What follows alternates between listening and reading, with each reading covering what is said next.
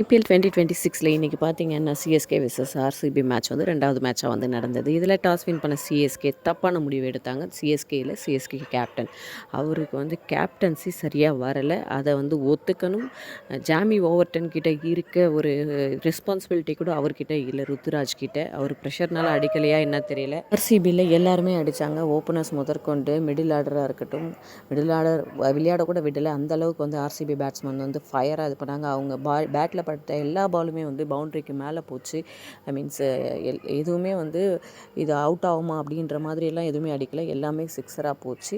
இவங்க பண்ணுற ப்ராக்டிஸ் சென்னை பண்ணுறதுலையா என்னன்னு தெரியல. இவங்க பார்த்தீங்கன்னா 20 ஓவர் முடிவில் 250 ரன் அடிச்சிருந்தாங்க. 3 விக்கெட் இழப்புக்கு 251 அப்படின்ற இலக்கோடு இறங்கினவங்க இப்படியா இறங்குவாங்கன்ற மாதிரி தான் ருத்ராஜும் சஞ்சு சாம்சனும் வந்து நடந்துக்கிட்டாங்க. ஏன் அப்படி போடுறாங்கன்னு தெரியல. ஆயுஷ் மாத்ரேவை தான் நம்ம பெருசாக நம்பியிருந்தோம். அவரும் வந்து இன்றைக்கி ஒன்றுமே பண்ணாமல் வந்த பாலே கிளம்பிட்டார். அதுக்கடுத்ததாக பார்த்திங்கன்னா எப்பவும் போல் தன்னுடைய ஃபயரி இது வந்து சர்ஃப்ராஸ் கான் விளையாடுறாரு. இவர்கிட்ட இருக்க அந்த ஒரு ஃபைட்டிங் இது கூட வேறு யார்கிட்டையுமே இல்லை அப்படின்னு சொல்லலாம். அவர் சிஎஸ்கேக்காக தன்னுடைய முதல் அரைசதத்தை வந்து பதிவு பண்ணார். அவருக்கு வாழ்த்துக்களை தெரிவிச்சுக்கலாம்.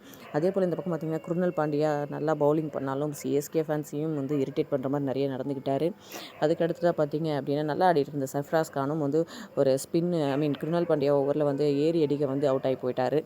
அதுக்கடுத்ததாக பார்த்திங்கன்னா இவர் ஃபஸ்ட் மேட்ச்சில் 17, 2வது மேட்ச்சில் 32, 3வது மேட்ச்சில் 50 ரன் அடிச்சிருக்காரு. அதுக்கடுத்து பார்த்திங்கன்னா ஜாமி ஓவர்டன் அவரால் என்ன பண்ண முடியுமோ செம ஃபைட்டிங் நாக் ஒன்று கொடுத்து 43 வந்து அடித்தார். அவருக்கும் நம்ம வாழ்த்துக்கள். அதே போல் பிரசாந்த் வீர் வந்து தனியாக எடுத்தாங்க அப்படின்ற ஒரு நாக்கை வந்து இன்றைக்கி ஆடினார். அவருக்கும் வாழ்த்துக்களை சொல்லுவோம். பட் கார்த்திக் சர்மா அவரை இன்னும் காட்டணும். ருத்துராஜ் வந்து கேப்டன்சியே வேண்டாம் அப்படின்ற மாதிரி விலகிடணும் அப்படின்றது தான் எல்லாருடைய இதுவாக இருக்குது. விளையாடலாம் கூட பரவாயில்ல, ரெஸ்பான்சிபிலிட்டி இருக்க ஒரு கேப்டனாக வந்து போடுங்க. அவருக்கு பவுலிங் ரொட்டேஷன் கூட வரலை அப்படின்றது தான் வந்து எல்லோரும் அட்மிட் பண்ணி ஆகணும். அடுத்தடுத்த மேட்ச் தோனியை நம்பி இருக்கணும் அப்படின்னா இந்த டீமே எதுக்கு அப்படின்ற மாதிரி தான் இருக்குது. சிஎஸ்கே ஃபேனுக்குலாம் வந்து பார்க்குற ஒரு இன்ட்ரெஸ்ட்டே போயிடுச்சுன்னு சொல்லலாம், இன்க்ளூடிங் மீ. ஸோ அடுத்த மேட்ச்சில் நம்ம வந்து பார்க்கலாம். அது வரைக்கும் நம்ம சேனலில் சப்ஸ்கிரைப் பண்ணலாம்.